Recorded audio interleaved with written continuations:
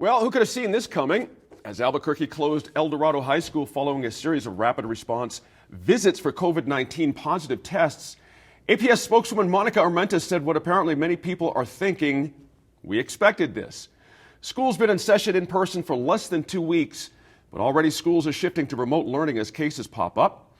Is it a back-to-school blunder or an expected problem to be managed? The Line Opinion panel has a few ideas. Joining us at our virtual roundtable is a welcome guest, founder and director of the New Mexico Black Leadership Council, Catherine McGill. Attorney and Line regular Laura Sanchez is back after a busy legislative session. And another Line regular, principal of the Garrity Group, Tom Garrity, is with us as well. Now, APS said there's no way to avoid COVID cases in a return to school. Indeed, schools from Socorro to Rio Rancho have, and beyond, certainly, have been forced to ease off in-person learning. Tom, does this feel like at all surprising, or like I mentioned earlier, was this to be expected? Well, this is the first time that any school district in New Mexico has really kind of ramped up in the middle of April. So I think to some degree, I'm willing to cut them a lot of slack. And I think that, there was going to be some expectation that just as we saw some counties slip from green to yellow as far as the county rankings, that there wasn't going to be a perfect science, that just because schools open up that, nobody's going to, catch COVID or test positive for it. So, I think that, it's to be expected. From what I've seen, it's been very sporadic as far as just around the state. There's not like really one concentration in any one school district or area of New Mexico. So I think it's, I think they're doing the best job that they can. And I'm not all that surprised that, just as they ramp up, some schools, just because of things out of their control, had to go back to remote learning. Mm-hmm. Good point there, Catherine.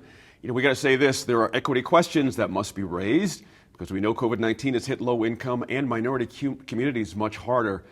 Is it bound to hit schools in those communities the same way? Should we just deal with that at a fundamental level?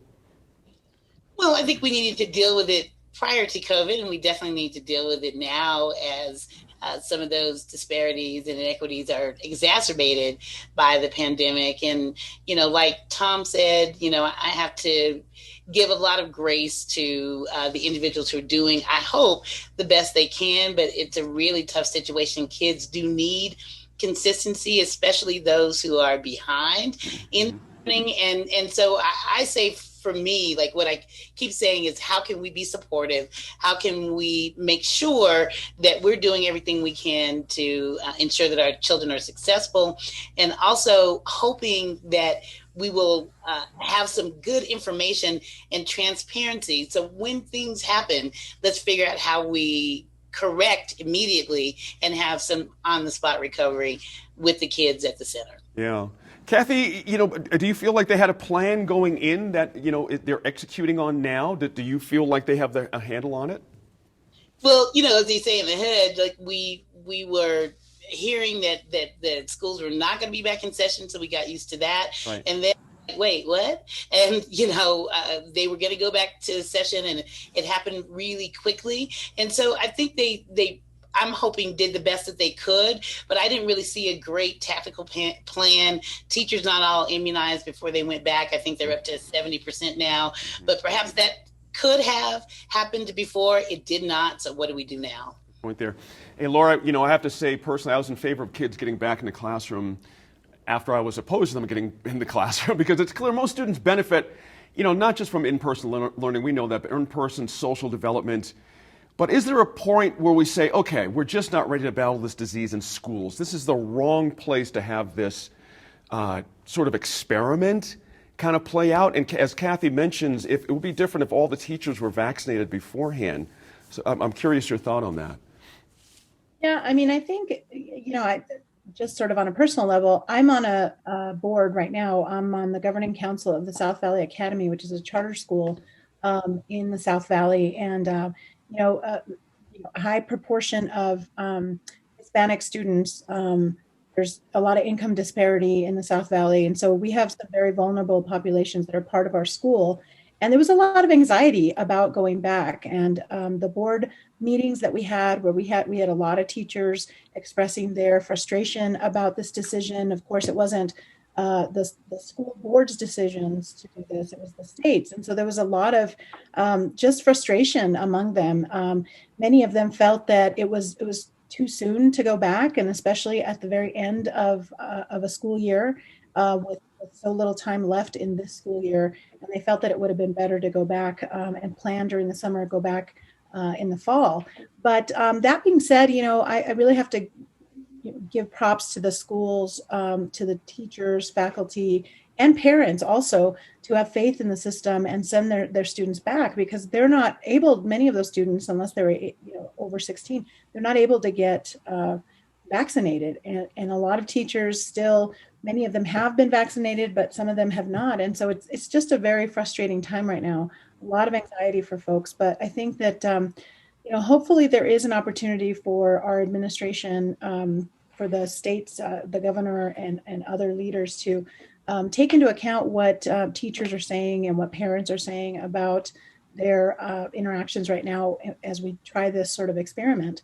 And I think it's good that we see situations like El Dorado where they're essentially deciding not to, to shut it down after they see some evidence of cases. I think that's the right thing to do. And it's something we should all be prepared to do if we see some outbreaks in other schools. Tom, we got to get parents in here, certainly, and the impact on them. Look at only a couple of weeks into not having, kids at home. It's going to be a blow to productivity. You think about if you're working from home. There's a lot of things to kind of figure out. Getting your kids back into school for 5 weeks and they're back in home after that, or just 2 weeks in some cases. It's easy to look back, but again, I have to ask, from a parent's point of view, was this the right way to go? Oh, absolutely. There's a lot of family units, different types of family units that rely that parents are, really good parents. They're really good, friends to their kids, and, running a household, being an employee, and adding in being a teacher or overseeing that teaching process at home places a lot of stress on parents, because, they have to do one more thing. So I think that even though it's a month or 2 weeks, whatever that span is, I think that it provides that reprieve for, the family units, for the folks who have been basically taking on all those different roles, to basically get a breather and go, okay, now let's get back to normal, at least for a few weeks, collect our thoughts, and then, hit the summer and hopefully regain some normalcy. What I also think that this time period has shown us is that just as there are teachers who are really good face-to-face instructors with the classroom, there are some teachers who are much better on Zoom or on a virtual nature, and a lot of students that way as well. So maybe one of the things that will happen in the off season or during the summer is a chance for schools to really kind of pair up the teachers who are good in a virtual setting and get those teachers paired up with students who are really good in a virtual setting. Because the hybrid nature right now of what we're seeing is really, it's a challenge for students who for one reason or another, have to attend class virtually. I could imagine that. Well, we're out of time. We'll have to take a quick break, then get political in the 1st Congressional District race when we come back.